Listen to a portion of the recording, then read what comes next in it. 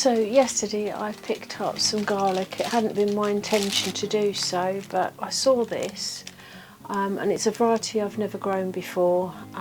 So it's a soft neck and it says that it's really good for storing.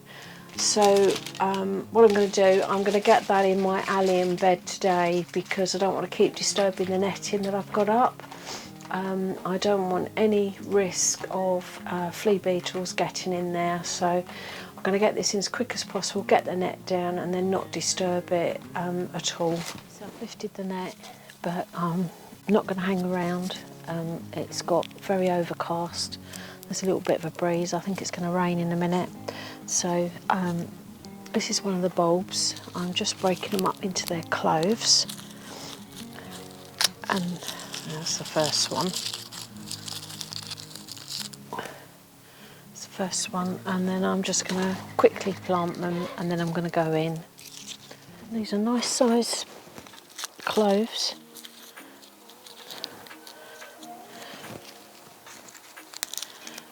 And you want to plant the best ones. If you've got any that are really quite tiny, thin, don't bother with them because they won't produce much. Right, that one there, for instance, I'm not going to bother with that one. But these, so I've got 1, 2, 3, 4, 5, 6, 7, 8, 9 of those, and then I've got one more in the bag. Let's get these in. Oh, I spoke too soon. Here comes the rain. Oh, might not get this job finished.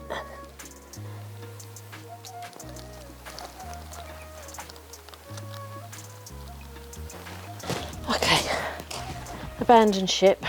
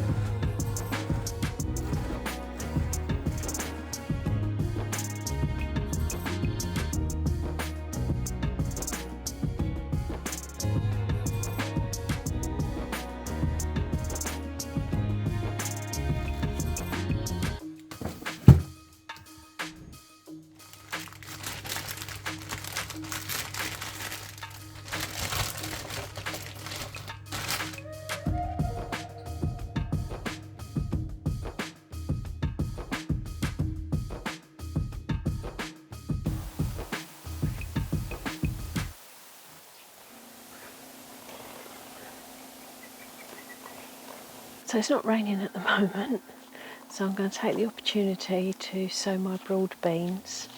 So these are the ones that I'm sowing. They're the Aqua Dolce. They're best sown over winter, and they need to be 9 inches apart and 2 inches deep. I'll show you the beans. So that's the beans. And when you sow them, you want to sow them that way up. Now, I've done many other videos before of sowing my broad beans, so I'm not going to do an awful lot of talking this time. So I better get on with it.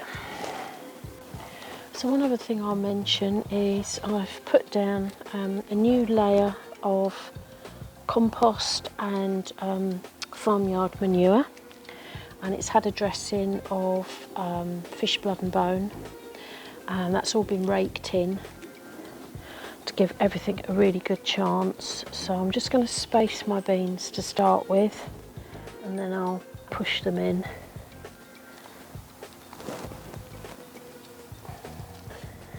And just get an idea of the spacing. Okay, so these are all spaced out now. I've kept a few seeds back which are in the greenhouse, and I'll keep them just in case some of these don't come up. But let's get them in now. They've got to be 2 inches deep.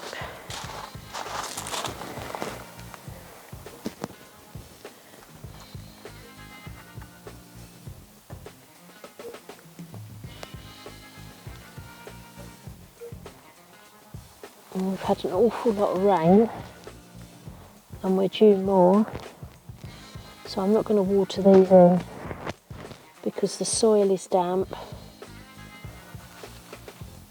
and they've got good contact with the soil.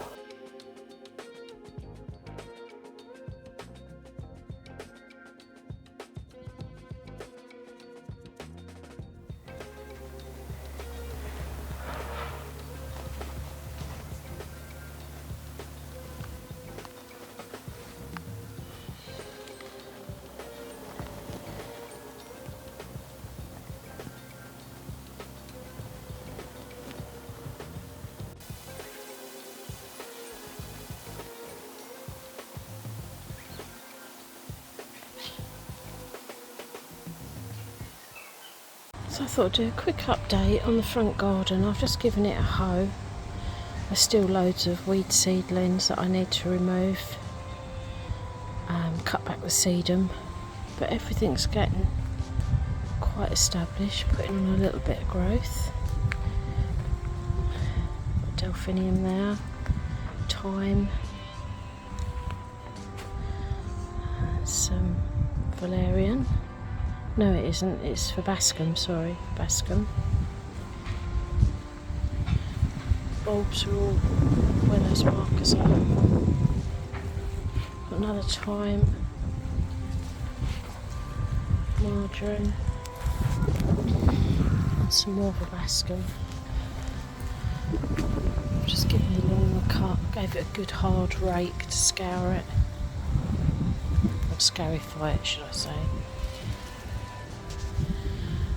My tubs at the front are pulling out now. They've been badly damaged by the cold weather, so I need to sort out what I'm going to put there. But yeah, that's it for now.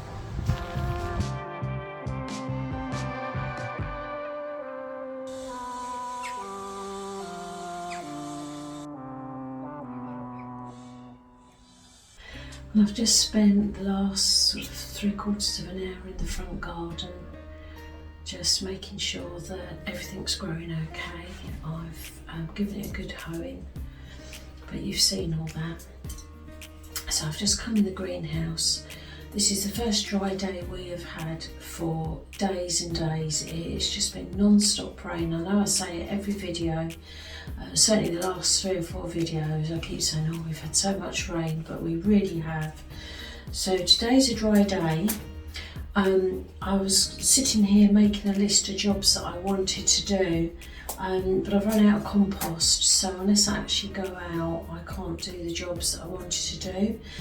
But I've still got a whole bulb of garlic, and I've got some of the red and the brown onion sets.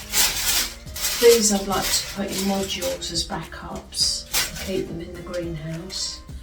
The garlic, I'm not entirely sure where I'm going to put that, because I could put them in buckets, but then I've got to figure out how I'm going to net them to protect them from the flea beetles. So I'm going to put that aside and have a think about that. I also did some reading, and there's also another YouTuber, I think, where I saw it now, was saying that you can actually sow carrots in November. Something I've never done before, but I think I might sow some. I've got a couple of, not empty, they've still got compost in, but I've got the potato buckets that I emptied of potatoes and then sieved the soil, gave it some bloodfish and bone and put it back in the buckets. So I might try some carrots in one of those. What else? I've got a Kent blue pea that germinated. It actually germinated in my strawberry bed. So I popped it in one of the big potato tubs, and it's in flower. It's absolutely crazy. This is the beginning of November now, so I'm just going to keep an eye on that and see what that does. The other things down here, I've got my purple queen beans. I've got quite a few to pick on that again. The pongo, they did have flowers, but they're dying off. But it looks like it's got some slug damage, so I think somewhere in this greenhouse or even in the bucket is a slug, so I need to investigate that. But I have got one bean, one very skinny bean on this, so I'm not sure how it's going to progress, but I'll keep an eye on it. But I think really for this video I'm going to wind it up now, and I'll see you all in the next one. So it's Sunday afternoon. If you're watching it this afternoon, enjoy the rest of your Sunday.